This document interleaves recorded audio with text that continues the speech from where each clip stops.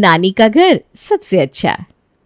वरुण बेटा, मैं ये पूछ रही थी कि इस शनिवार आपकी छुट्टी रहेगी क्या? क्या बात है माँ जी, बताइए ना, अगर कुछ काम है तो। नहीं, काम तो कुछ नहीं बेटा, वो मिट्टू से मिलने का बहुत मन कर रहा था, इसलिए मैंने सोचा अगर सैटरडे को आप फ्री रहोगे तो उसे लेकर मुझसे मिलवाने आ जाना। अब निकिता तो नौकरी करती है तो उससे पूछना ही बेकार है कि वो मायके के लिए समय निकाले, लेकिन अपने नाती से तो मैं मिल ही सकती हूँ ना वरुण बेटा। अच्छा ठीक है, आप परेशान मत होइए, मैं समय निकाल कर आपसे मिलवाने के लिए ले आऊँगा। कुछ देर बाद वरुण अपनी पत्नी निकिता से जब बात करता है। निकिता, तुम्हारी मम्मी का फ़ोन आया था मेरे पास, पूछ रही थी सैटरडे में मेरी छुट्टी रहेगी या नहीं। अरे तुम्हारी छुट्टी से क्या मतलब है? मेरी तो छुट्टी नहीं है ना, तुम मना कर देते। मैं नहीं जा पाऊंगी सैटरडे को। अरे तुम्हें बुलाने के लिए फ़ोन नहीं किया था मम्मी जी ने, वो तो बस मिट्ठू से मिलना चाह रही थी। कह रही थी उन्हें मिट्ठू की बहुत याद आ रही है, तो बस मैं थोड़ी देर के लिए मिट्ठू को उनसे मिलवा कर ले आऊँगा। मेरी माँ मुझे पूछने को तैयार नहीं है, नाती क्या मिल गया उन्हें, जैसे बेटी दिखाई नहीं देती। और नहीं तो क्या, तभी तो कहते हैं असल से ब्याज ज़्यादा प्यारा होता है। और तुम ही देख लो, इस बात का जीता जागता एग्जाम्पल तुम्हारी खुद की मम्मी है। शनिवार के दिन वरुण अपने बेटे मिट्ठू को लेकर उसकी नानी के घर पहुंच जाता है। नाती को आया देख नानी अंजना खुशी से फूलकर कुप्पा हो गई थी। शाम के समय। ठीक है मम्मी जी, अब शाम हो रही है, मैं निकलता हूँ। निकिता के भी ऑफिस से लौटने का समय हो रहा है, फिर अकेले वो घर पर परेशान हो जाएगी। नाती को वापस जाता देख अंजना एक बार फिर से उदास हो गई थी। अरे नानी, आप उदास मत हो, मैं प्रॉमिस कर रहा हूँ अगले सैटरडे मैं फिर से आपसे मिलने के लिए आ जाऊँगा। फिर हम दोनों साथ में खूब सारी मस्ती करेंगे। और हाँ, आप ना मुझे अपने हाथ का स्पेशल वाला बादाम का हलवा भी बनाकर खिलाना, ठीक है? हाँ बेटा ठीक है, वादा। जब तू अगली बार आएगा तो नानी तुझे अपने हाथों से बनाकर बादाम का हलवा खिलाएगी। मिट्टू के जाने के बाद अंजना की बहू कहती है, माँ जी हर समय मिट्ठू मिट्ठू करती रहती हैं आप, ऐसा लगता है हमारे बच्चे तो आपको नज़र ही नहीं आते। कभी थोड़ा बहुत लाड हमारे बच्चों को भी कर लिया कीजिए, यह सारा लाड बस बेटी के बच्चों को देख कर ही टपकता है आपका। अरे बहू, ये कैसी बातें कर रही है तू? और ये कौन सा तरीका हुआ सास के साथ बात करने का? तेरे दोनों बच्चे तो दिन भर मेरे पास रहते हैं, लेकिन मेरा नाती तो थोड़ी देर के लिए ही मुझसे मिलने आता है ना। अगर मैं उसे लाड प्यार कर रही हूँ तो इसमें तेरे सीने पर सांप क्यों लौट रहे हैं? अरे तू ही बता दे, तेरे बच्चों को प्यार नहीं करती क्या मैं? हैं? बता मुझे। रहने दीजिए माँ जी, अब खुली आंखों से देखकर मक्खी तो नहीं निकली जाएगी मुझसे। मैं खूब जानती हूँ आपका ये दोगला व्यवहार मेरी नजरों से छुपा हुआ नहीं है। जाने दीजिए, बात को आगे बढ़ाने से कोई फायदा नहीं होने वाला। इटावा की रहने वाली अंजना की 2 संतान थी, एक बेटा और एक बेटी। बेटा ओम और बहू रश्मि के 2 बच्चे थे और दोनों स्कूल में पढ़ते थे। अंजना अपने बेटे बहू के साथ ही रहा करती थी। वैसे तो अंजना की बेटी निकिता की शादी भी इटावा शहर में ही हुई थी, लेकिन फिर भी नज़दीक ससुराल होने के बाद भी शादीशुदा बेटियां रोज़ रोज़ तो मायके नहीं आ पाती, इसलिए अंजना चाहकर भी अपने नाती मिट्ठू से मिल नहीं पाती थी। ऐसे में जब भी उसका मन नाती से मिलने के लिए बेचैन होता, वो अपने दामाद को फ़ोन करके मिट्ठू से मिलवाने के लिए कहती थी। ये अंजना का सौभाग्य था कि दामाद वरुण भी उसे अपनी माँ की तरह ही मान सम्मान दिया करता था और सास की किसी भी बात को गलत तरह से नहीं लेता था। जब भी अंजना मिट्ठू से मिलने को कहती, वो अपने बेटे को नानी से मिलवाने के लिए ज़रूर ले आता था। ऐसा नहीं था कि अंजना अपने दोनों पोते पोते से प्यार नहीं करती थी, लेकिन फिर भी जब भी बेटी और दामाद मिट्ठू को लेकर उनके घर आते, बहू रश्मि का पारा 7वें आसमान पर पहुंच जाता। उसे हमेशा यही लगता था कि उसकी सास अंजना उसके बच्चों और बेटी के बच्चे के बीच में भेदभाव करती है। रश्मि का मानना था कि अंजना मिट्ठू को ज़्यादा प्रेम करती है और उसके बच्चों को कम। बस यही उसकी ईर्ष्या का सबसे बड़ा कारण था। वरुण घर जाकर अपनी पत्नी से कहता है, निकिता, मुझे कंपनी की तरफ से अमेरिका जाने का मौका मिल रहा है। समझ में नहीं आ रहा इस ऑफ़र को एक्सेप्ट करूँ या छोड़ दूँ। अरे ये तो बहुत बड़ी खुशखबरी है, इतना बड़ा ऑफर हाथ से कौन जाने देता है? तुम्हारे मन में सेकंड थॉट आ ही क्यों रहा है? अरे भाई एक्सेप्ट करो ना प्रपोजल। पता भी है ऐसे मौके के लिए लोग सारी जिंदगी इंतजार करते हैं, और तुम्हारे पास मौका आ रहा है तो कंफ्यूज हो रहे हो। अरे मैं कंफ्यूज इसलिए हो रहा हूँ क्योंकि ये प्रोजेक्ट 2 साल के लिए है। मिट्टू का स्कूल छुड़ाकर उसे 2 साल के लिए अपने साथ लेकर जाना और फिर वापस लेकर आना काफ़ी मुश्किल होगा। जितने दिन में वो वहाँ के स्कूल के माहौल के साथ एडजस्ट हो पाएगा तब तक हमारा यहाँ लौटने का समय हो जाएगा। वैसे भी अभी तो मिड सेशन चल रहा है, क्या करूँ क्या नहीं कुछ समझ में नहीं आ रहा। एक आइडिया है मेरे पास। देखो, आपको तो पता ही है कि मम्मी मिट्टू से कितना प्यार करती है। उसको देखे बिना खाना हजम नहीं होता मम्मी का। कैसा रहेगा अगर हम मिट्टू को मम्मी के पास छोड़कर अमेरिका चले? मुझे भी ऑफिस से कई बार ऑफर मिला है, मैं भी अपने ऑफिस में बात करके देखती हूँ। अगर मुझे भी कोई अमेरिकन प्रोजेक्ट मिल जाए तो दोनों साथ साथ चलेंगे। 2 साल वहाँ पर काम करने से हमारी अच्छी खासी सेविंग हो जाएगी और फिर हमारा एक बड़ा घर खरीदने का सपना भी पूरा हो सकता है। क्या कहते हो? हाँ, आइडिया तो तुम्हारा बुरा नहीं है, और वैसे भी मिट्टू के लिए उसकी नानी के घर से अच्छा ऑप्शन तो कोई हो ही नहीं सकता। मम्मी तो सच में उसे अपनी जान से भी ज़्यादा प्यार करती है। जितने नखरे उसके हम नहीं उठाते उससे ज़्यादा उसकी नानी उठाती है। तुम शायद ठीक कह रही हो, हमें उससे उसके ननिहाल में छोड़कर अपने काम के लिए विदेश चले जाना चाहिए।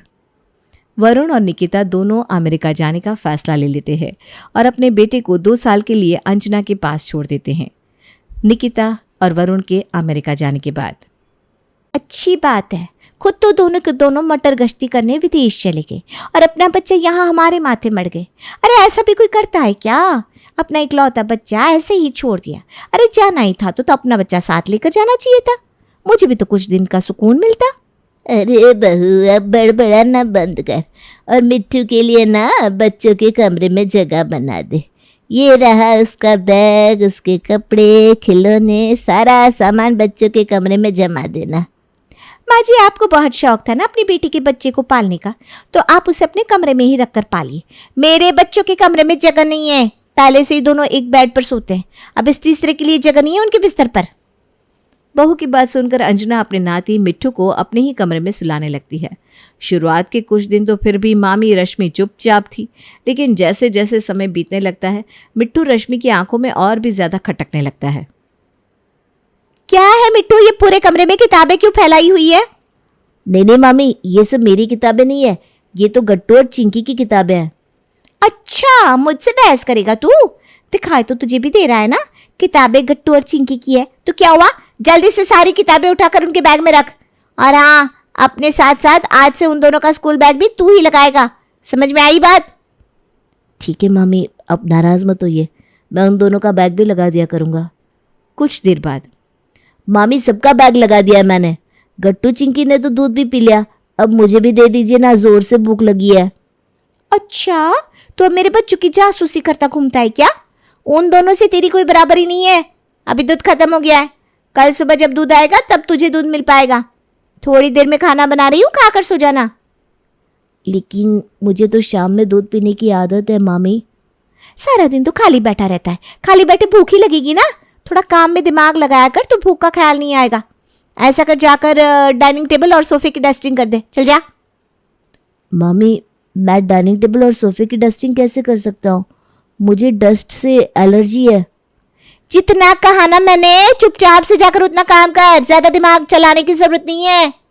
और ये सब बहाने तेरे माँ बाप सुनते होंगी, मेरे सामने बहाने बनाने से कुछ नहीं होगा। मामी के डांटने पर मिट्टू चुपचाप से जाकर डाइनिंग टेबल और सोफे की डस्टिंग करने लगता है, जिसकी वजह से उसको एलर्जी हो जाती है और उसकी तबीयत खराब हो जाती है। अरे मिट्टू, क्या हो गया बेटा? तेरी तबीयत अचानक खराब कैसे हो गई? मिट्टू अपनी नानी को दिन में हुई सारी बातों के बारे में बताता है। उसकी नानी उसे दवाई देकर सुला देती है। अगले दिन रात में मिट्टू जब खाना खाकर उठ रहा था, मिट्टू, अपनी खाने की प्लेट किचन में रखने के बाद यहां से और सारी प्लेट ले जाकर किचन में रख देना। मिट्टू के किचन में जाने के बाद, बहू, तेरा दिमाग खराब तो नहीं हो गया? वो इतना छोटा बच्चा है और तू उसके साथ ऐसा व्यवहार कर रही है। और तू अपने बच्चों को देख, वो मिट्टू से बड़े हैं, फिर भी उनके स्कूल का टाइम टेबल तो मिट्टू से लगवाती है, उनकी झूठी प्लेट उठवाती है। तुझे बिल्कुल भी शर्म नहीं आती क्या? मुझे भला क्यों शर्म आएगी माँ जी? ये तो इसके माँ बाप को इसको यहाँ छोड़ने से पहले सोचना चाहिए था। अरे खुद तो वहां जाकर दोनों पति पत्नी जीवन के मजे ले रहे हैं और इसको हमारे मत्थे मार दिया। आप भी ना साफ साफ सुन लीजिए कि अब अगर ये यहाँ रहेगा तो कुछ काम तो करना पड़ेगा। मैं इसको मुफ्त की रोटी नहीं खिलाऊंगी, और अगर आपको इसके ऊपर ज़्यादा दया आ रही है ना तो आप खुद इसके लिए खाना बनाइए और इसको खिलाइए। काम धाम किसी को करना नहीं, चले आते हैं यहाँ मेरा काम बढ़ाने को। 2 दिन बाद मिट्टू स्कूल से आने के बाद टीवी देख रहा था, तभी वहाँ उसकी मामी आ जाती है। ए मिट्टू, दिमाग खराब हो गया है क्या? पूरा दिन यहाँ पर बैठकर टीवी देखता रहता है। इसका बिजली का बिल क्या तेरे मम्मी पापा दे रहे हैं? चल तुरंत टीवी बंद कर, भाग यहाँ से अपने कमरे में। मम्मी, मैं पूरा दिन कहाँ टीवी देखता हूँ, अभी अभी तो स्कूल से आया हूँ, और ये वाला कार्टून ना मैं हमेशा से देखता आया हूँ, मुझे बहुत अच्छा लगता है। प्लीज़ आप इसको मुझे देख लेने दीजिए, फिर थोड़ी देर में शो ख़त्म हो जाएगा तो मैं टीवी बंद करके अपने कमरे में चला जाऊँगा। मिट्टू के इतना कहने के बाद भी रश्मि को संतोष नहीं होता और वो उसके हाथ से रिमोट छीनकर टीवी बंद कर देती है और उसको ले जाकर उसके कमरे में बंद कर देती है। मिट्टू की ऐसी हालत अंजना से देखी नहीं जाती और वो अपनी बहू रश्मि से बात करती है। बहू, तू जो ये सब कर रही है ना, ठीक नहीं कर रही। ऊपर वाला सब कुछ देखता है, तेरे भी बच्चे हैं, किसी और के बच्चे के साथ ऐसा व्यवहार करना अच्छी बात नहीं है। अगर मुझे पता होता ना कि तू उसके साथ ऐसा व्यवहार करेगी तो मैं कभी भी उसको यहाँ रखने के लिए नहीं कहती। मुझे तो लगा था कि तू उसे भी अपने बच्चों की तरह समझेगी। देखिए माँ जी, मैं आपको बहुत बार पहले भी समझा चुकी हूँ और मुझे ना ये भलाई का भाषण बार बार मत दिया करिए। मैं अपने 2 बच्चों के साथ खुश हूँ, मुझे किसी दूसरे के बच्चे की सेवा करने का कोई शौक नहीं है। अगर आपको इस घर में उसके साथ हो रहा व्यवहार पसंद नहीं है तो आप उसको लेकर हमारे घर से जा सकती हैं। अब मिट्टू को डांटना जैसे रश्मि की आदत सी हो गई थी। कोई बात हो ना हो रश्मि उसको डांटने का कोई ना कोई बहाना ढूंढ ही लेती थी। रश्मि की ऐसी हरकतों से मिट्टू अब बहुत चुप चुप सा रहने लगा था और किसी से बात भी नहीं करता था। ना वो बाहर खेलने जाता था, ना ही अपने दोस्तों के साथ बातचीत करता था, और तो और सही तरह से खाना भी नहीं खाता था। अंजना मिट्टू के ऊपर रश्मि की ज्यादतियों को बढ़ता हुआ देखकर एक दिन उसकी माँ निकिता को फ़ोन करती है। निकिता बेटा, तुम लोगों को गए हुए बहुत दिन हो गए हैं, कब तक वापस आ रहे हो? माँ, अभी तो मैं यहाँ आए हुए 9 महीने का समय हुआ है, अभी तो हमें वापस आने में 1 साल से ज़्यादा लगेगा। आपकी आवाज़ से ऐसा लग रहा है कि आप बहुत परेशान हैं, कोई बात है क्या? बेटा, मिट्टू ना आजकल बहुत चुप चुप सा रहता है, किसी से बातचीत भी नहीं करता। कितना भी कहती हूँ कि बाहर खेलने चला जा, लेकिन अपने कमरे से बाहर ही नहीं निकलता। क्या हो गया माँ मिट्टू को? लाओ मेरी बात करवाओ उससे, मैं उससे पूछती हूँ क्या बात है। माँ हूँ मैं उसकी, मुझे अपनी परेशानी के बारे में ज़रूर बताएगा। अंजना मिट्टू को बुलाती है और फ़ोन उसके हाथ में देती है। मिट्टू बेटा, कैसे हो आप? मुझे ना आपकी बहुत याद आती है। नानी बता रही है कि आजकल आप अपने कमरे से बिल्कुल बाहर नहीं निकलते हो। अगर आपको हम लोग याद आते हैं तो हमें फ़ोन कर लिया करो बेटा। मिट्टू फ़ोन पर कुछ भी नहीं कह पाता, बस रोने लगता है और फ़ोन नानी के हाथ में वापस देकर वहाँ से चला जाता है। माँ, क्या हो गया? मिट्टू ने मुझसे बिल्कुल भी बात नहीं की और मुझे ऐसा क्यों लग रहा है जैसे कि वो रो रहा था। तुम्हें ऐसा लगा नहीं बेटा, वो सच में रो रहा था। अगर हो सके तो तुम तुरंत वापस आ जाओ, कहीं ऐसा ना हो कि देर हो जाए। अगर बच्चा ही सही नहीं होगा तो ऐसी कमाई का क्या करोगे तुम लोग? माँ की बात सुनकर निकिता तुरंत ही अपने पति वरुण को फ़ोन करती है और फ़ोन पर उसकी माँ से हुई सारी बातचीत बताती है। बस निकिता, मैं इसीलिए यहाँ नहीं आना चाहता था, लेकिन तुमने मेरी एक भी बात नहीं सुनी। अब हमें लेट नहीं करना चाहिए। ऐसे पैसों का कोई फ़ायदा नहीं कि पैसों के लिए हम अपने बच्चे से दूर रहे और उसका जीवन खराब होता हुआ देखे। मैं अगले हफ्ते ही हमारी वापसी की टिकट करवाता हूँ और हम लोग वापस अपने मिट्टू के पास चले जाएंगे। ठीक है, तुम टिकट करवा लो, मैं पैकिंग शुरू करती हूँ। वरुण और निकिता अगले ही हफ्ते इंडिया वापस आ जाते हैं और एयरपोर्ट से सीधे अपनी माँ के घर जाते हैं। उनके आने के बारे में मिट्टू को कोई भी जानकारी नहीं थी, इसलिए वो कमरे से बाहर नहीं आता। माँ, मिट्टू कहाँ है? दिख नहीं रहा है कहीं पर। बैठा हुआ है अपने कमरे में। मैंने तुझे बताया तो था कि वो अपने कमरे से बाहर निकलता ही नहीं। माँ की बात सुनकर निकिता मिट्टू के पास जाती है। मिट्टू अपनी माँ को देखकर रोने लगता है। अरे क्या हुआ मिट्टू, तुम रो क्यों रहे हो बेटा, और कमरे से बाहर क्यों नहीं आए? मैं बाहर नहीं आऊँगा, मैं यहीं ठीक हूँ, मैं यहीं रहूँगा। मिट्ठू को ऐसा डरा हुआ देख निकिता बहुत ही घबरा गई। अच्छा ये देखो बेटा, मैं आपके लिए क्या लेकर आई हूँ, चॉकलेट और गिफ्ट्स। देखो। नहीं खाना, चॉकलेट नहीं चाहिए। इसे हुआ क्या है माँ, ये इतना घबरा क्यों रहा है? क्या बताऊं बेटा, मुझे तो बताने में भी शर्म आ रही है कि मेरी बहू उसके साथ बहुत बुरा व्यवहार करती है। उसकी डांट फटकार की वजह से मिट्ठू की ऐसी हालत हो गई है कि अब वो किसी से भी बात नहीं करता। पूरा पूरा दिन बस अपने कमरे में रोता रहता है। मुझसे जब ये सब देखा नहीं गया तो मैंने तुझे बुला लिया। नहीं मिट्ठू, अब तुम्हें कोई नहीं डांटेगा। अब हम लोग आ गए ना बेटा, अब हम लोग अपने घर चलेंगे। अब तो यहाँ नहीं रहोगे। और माँ, आपको भी यहाँ पर बिल्कुल भी रहने की ज़रूरत नहीं है। आप भी अब से हमारे साथ हमारे घर पर ही रहेंगी। क्या गिला करूँ भाभी के गलत व्यवहार का। जब पैसे के लालच में मैं माँ होकर अपने बच्चे की खुशी और गम को नहीं समझ पाई, तो भाभी तो फिर भी इसकी बस मामी है। अगर इन सब में सबसे बड़ा गुनहगार कोई है तो वो मैं और वरुण है। बच्चा अपने माँ बाप की जिम्मेदारी होता है, कोई भी मेरे बच्चे की जिम्मेदारी क्यों लेना चाहेगा। हाँ माँ, निकिता सही कह रही है। आपके प्यार को देख कर ही हमने अपने बच्चे को यहाँ छोड़ने के बारे में सोचा था। अब आपको भी यहाँ पर रहने की कोई ज़रूरत नहीं है।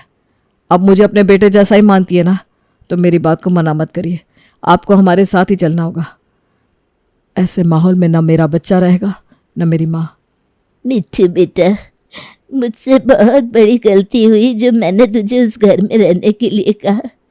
मेरी वजह से ही तेरी ये हालत है।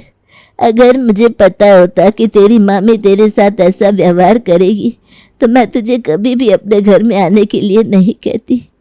अपनी नानी को माफ़ कर दे बेटा, मैं तेरे लिए कुछ नहीं कर पाई। और फिर वे लोग डॉक्टर के पास ले जाते हैं मिट्ठू को। डॉक्टर मिट्ठू के साथ हुई सारी बातों को ध्यान से सुनते हैं और उनके सेशन स्टार्ट करते हैं। कुछ सेशंस होने के बाद ही मिट्ठू की हालत में अच्छा खासा परिवर्तन दिखाई देने लगता है। गुजरते समय के साथ मम्मी पापा और नानी के लाड़ के कारण धीरे धीरे मिट्ठू नॉर्मल होने लगता है। लेकिन निकिता और वरुण को जीवन की एक बहुत बड़ी सीख मिल जाती है कि अपने बच्चों को किसी और के भरोसे नहीं छोड़ना चाहिए।